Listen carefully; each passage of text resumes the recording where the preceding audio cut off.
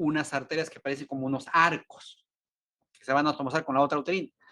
Entonces está la arteria arcuata o arqueada, ¿no? De ahí su nombre, de ahí va a dar unas ramas que es la radial. Entonces, las arterias, si les preguntan, ¿cuáles son las arterias del miometrio? Son dos, la arcuata y la radial. Radial o radiada, como lo digo, ¿ok? ¿Y cuáles son las arterias del endometrio?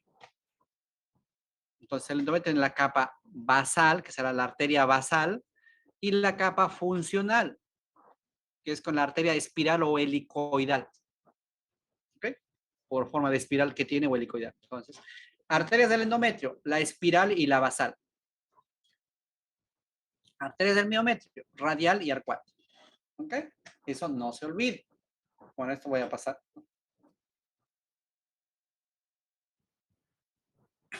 Ahora, seguimos más acá con la arteria ovárica. Mire,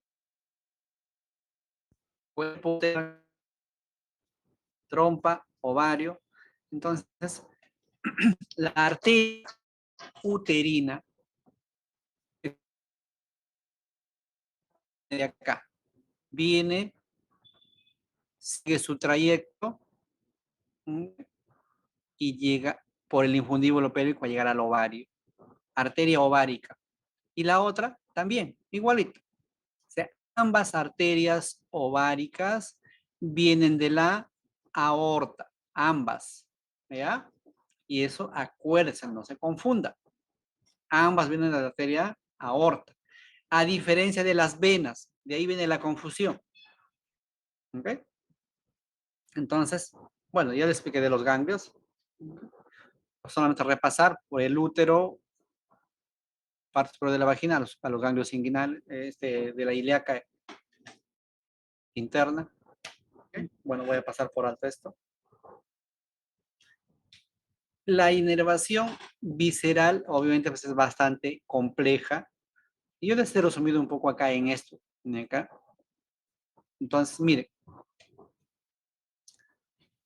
hay el sistema simpático y el sistema parasimpático.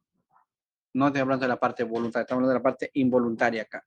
¿Okay? Entonces, sistema simpático y parasimpático. Entonces, mire, si hablamos del sistema simpático, las raíces nerviosas vienen desde T10 hasta L2, o sea, arriba, T10 a L2, torácica 10 a lumbar 2. Entonces, va a dar ramas, se van a formar plexos, para el plexo incluso para el ovario, plexo ovárico, ¿ok? Va a originar al tronco simpático, va a originar lo que es el nervio hipogástrico, ¿ok? Y ese nervio va a formar ciertos plexos, ese es el nervio hipogástrico, ¿okay? Hay plexo hipogástrico inferior, superior, pero forma un plexo, el plexo útero-vaginal, que tiene un nombre propio, que es el plexo de Frankenhauser. ¿Okay? Entonces, un plexo, ¿okay? El plexo de Frankenhauser es un plexo del sistema simpático que está acá, al costado del útero y de la vagina, pues se llama plexo de Frankenhauser, un nombre propio. ¿Ok? Entonces, el sistema simpático llega básicamente a través del nervio hipogástrico, ¿no? Y el sistema parasimpático viene de S2 a S4. ¿Ok? La raíz viene de S2 a S4. Hasta S5, según otros. ¿A través de qué? A través del nervio pudendo. ¿Ok? A través del nervio pudendo. Entonces, si hablamos acá, tenemos el promontorio, adelante de eso acá vamos a ver diferentes plexos ahí, ¿no? El plexo hipogástrico superior, que va de origen al nervio hipogástrico derecho e izquierdo, ¿ok? Entonces, repito, forman una serie de plexos, el plexo aórtico, más abajo el plexo hipogástrico superior, para acá será el plexo hipogástrico inferior, y el plexo útero-vaginal, que es el plexo de Frankenhaus.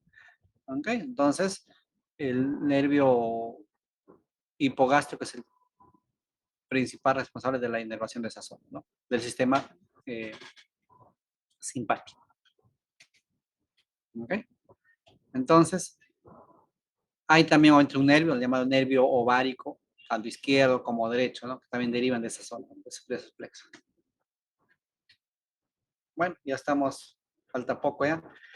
El resto es más fácil. El cuello del útero, cuando lo vemos directamente, vemos acá la parte que sobresale hacia la vagina, y ustedes conocen que en puto espéculo se llama hocico de Tenca, la parte que sobresale hacia la vagina. Tiene su zona, el orificio cervical externo, tiene un límite, que es el límite nuevo, y un límite antiguo que va por acá. Ay, perdón. Entonces, ese límite forma toda la zona de transformación acá. Es la zona donde más se asientan los oncogéneos, donde hay más lesiones, ¿ok? Es el exocervix, ¿ok? Pero si hacemos un corte, vamos a ver para dentro del endocervix, ¿ok? Tiene su orificio cervical interno, su orificio cervical externo. La zona de transformación, que es la unión escamocolumnar entre el endocervix y el exocervix, obviamente, pues, puede variar de ubicación. Tener en cuenta que en la posmenopáusica este límite se mete un poco hacia el cuello, hacia adentro del cuello del útero, y es más difícil de encontrar. Entonces, a diferencia de una mujer en edad fértil, entonces vemos acá, este es un ectropion, este es un ectropion, entonces vemos que están tomando un Papa Nicolau con el citocepillo, el cual entra en el conducto, en el canal endocervical para tomar el Papa Nicolau, ¿ok? El, eh, el, la parte del exocervix, ese epitelio escamoso polistratificado, obviamente no queratinizado, estamos hablando, mide 0.24 milímetros, la cuarta parte de un milímetro, tiene la capa basal, tiene la parabasal, la intermedia y la superficial. ¿Ok? Entonces son las capas del exocervix, epitelio escamoso poliestratificado. Obviamente, pues, hay características de cada célula de acuerdo a cada capa, ¿no? El patólogo ya puede distinguir más o menos de qué capa es de acuerdo a la característica de cada célula. Del útero también hay diferentes malformaciones, como por ejemplo esto, si tenemos dos cuellos, dos cuerpos, es un útero didelfo, ¿ok? Si tenemos acá, igual acá, miren, dos cuellos, dos cuerpos, útero didelfo, ¿ok? Acá tenemos un solo cuello, pero ahí arriba dos hemicuerpos. Será un útero bicorne, ¿ok? Pero dense cuenta acá, miren, hay una depresión arriba de acá, miren, hay una depresión acá, ¿ok? Diferente de esto de acá, miren, ¿sí? Que acá no hay depresión acá. O acá también no hay depresión. Entonces, esto de acá es un tabique. Este acá es un tabique completo que da la apariencia como si fueran dos úteros, pero no es un tabique completo, ya que es un tabique parcial. La diferencia con el bicorne es que, miren, la depresión que está en el fondo del útero acá. Esto. Con acá nada, no hay nada. Entonces, este es un útero tabicado y este es un útero bicorne. ¿Ok? Bueno, diferentes patologías que damos. ¿Ok? Vamos a las trompas, las voy a pasar por acá. Las trompas tienen células ciliadas, más células secretoras, que son no ciliadas también. No posee glándula en la trompa. ¿Cuánto mide en promedio? 10 centímetros de longitud, y el diámetro puede variar, desde 2 milímetros hasta 4 milímetros. Entonces, acá, miren, presten atención, la trompa tiene sus porciones. La porción que va en la parte muscular, la intersticial, después sigue la parte del istmo, viene la parte ampular, ¿ok? El infundíbulo o pabellón, y termina en las fimbrias. Entonces, son las partes de la trompa. Parte intersticial, ísmica, ampular y de infundibular. ¿Dónde termina más frecuentemente los ectópicos? ¿Dónde se alojan más frecuentemente? Acá, en la parte ampular. ¿Cuánto mide en promedio? 5 centímetros. En la parte ísmica, 2 centímetros. La intersticial, 1 centímetro. Entonces, acá, en esta zona, al ser tener más longitud, al ser un poquito más amplia, ahí se alojan más frecuentemente los embarazos ectópicos. ¿ok? Pero puede ser en cualquier parte. Por ejemplo, hoy día operé un embarazo ectópico y el embarazo estaba acá, en esta zona de acá, en la parte ísmica, justo pegadito acá al útero, ¿no? ¿Ok? Felizmente pues, logramos hacerlo vía laparoscópica todo, entonces no hubo mayores problemas. Pero si fuera un intersticial, acá estos son los que más sangran, los ectópicos, y obviamente pues se explota vasos de acá del miometro y es más difícil, son más difíciles de hacer, de parar la hemorragia, ¿no? ¿Ok? Tiene acá su mesosalpinx también, ¿ok? Este es el ligamento uterovárico que une el ovario con el útero, ¿ok? Estos son los llamados a veces lo llaman cuernos a veces, ¿no? Esta zona de acá, porque parece como dos cuernos que van para ambos lados, ¿ok? Entonces, cuando lo vemos así en una laparoscopía, vemos, viene acá la trompa, sigue la trompa por acá, esta es la trompa, este es el ovario, ¿ok?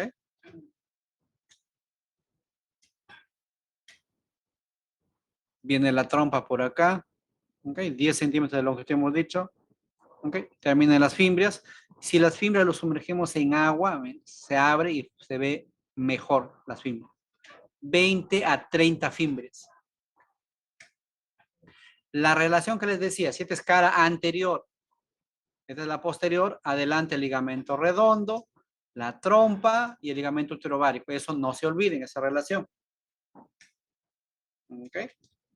Bueno, voy a pasar un poco.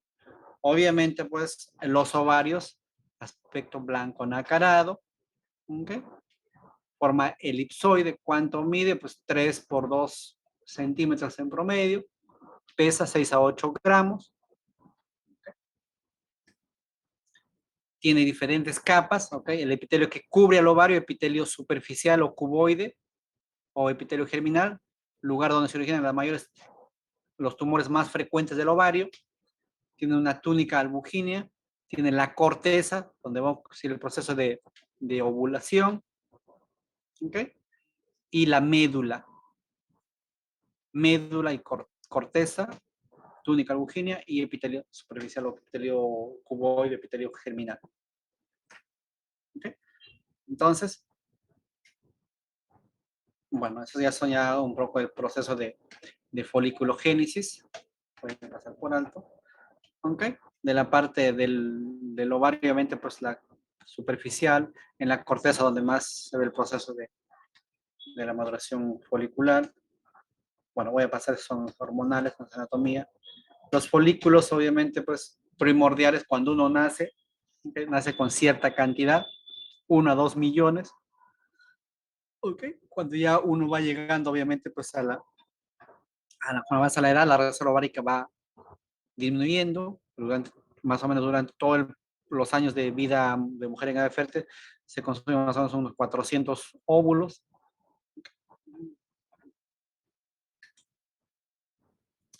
El ovario tiene ligamentos de fijación, tiene múltiples ligamentos, pero aún así es bastante móvil. Mire, tiene ligamento uterovárico que lo une al útero, él hacia la pared se va a fijar acá a través del infundíbulo pélvico, ¿okay?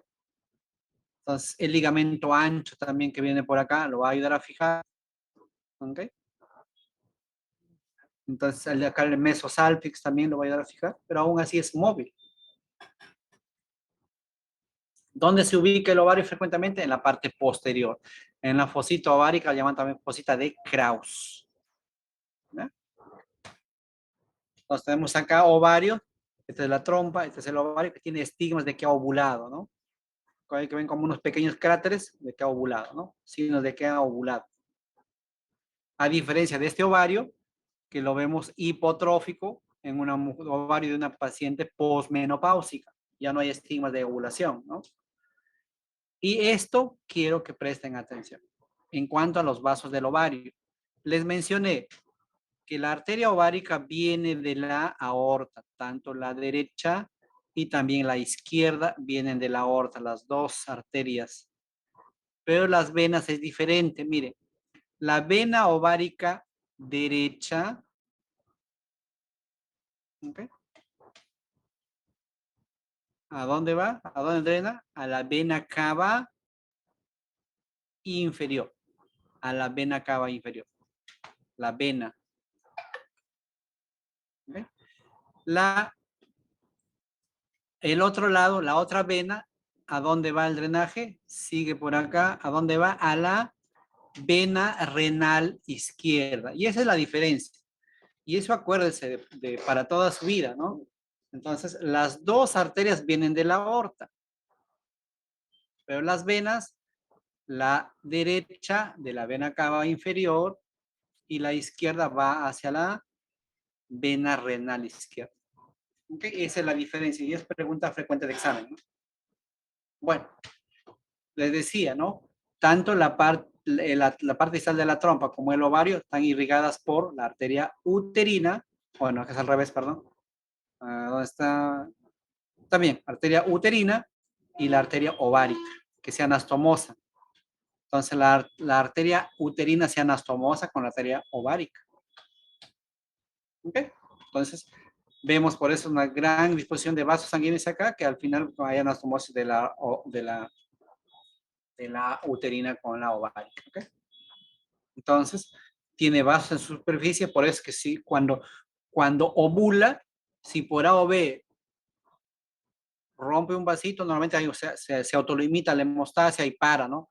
Pero a veces puede ser que sangre, y se llama folículo hemorrágico. Cuando óvulo y sigue sangrando y puede cursar con folículo, comportarse como si fuera un embarazo.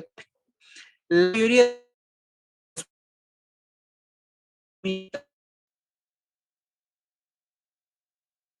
va.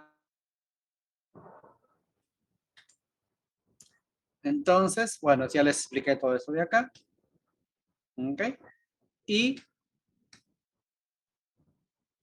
esta es la irrigación de la ovario, la inervación, bueno, el sistema linfático, también ya les he explicado más o menos hacia dónde sería, ¿no? Hacia a los paraórticos, ¿ok? Y obviamente los niños proceden del plexo ovárico, formado a partir del plexo aórtico, el plexo renal, el plexo hipogástrico, ¿no? Entonces, bueno, entonces eso sería todo. No sé si tienen alguna pregunta. A ver, ¿con cuántos he terminado? Con 17. Bueno, a ver, ¿alguna pregunta? Bueno, entonces, sin más que decirles, entonces ya estamos terminando la actividad, porque se deben estar estresados estudiando hasta para mañana, ¿no? Ok, entonces gracias a ustedes. Muchas gracias, doctor. Muchas gracias, doctor. Gracias, doctor. Luego, espero que les haya Doctor. sido útil. Con lo que han leído todo ya les va a ser mucho más fácil, obviamente.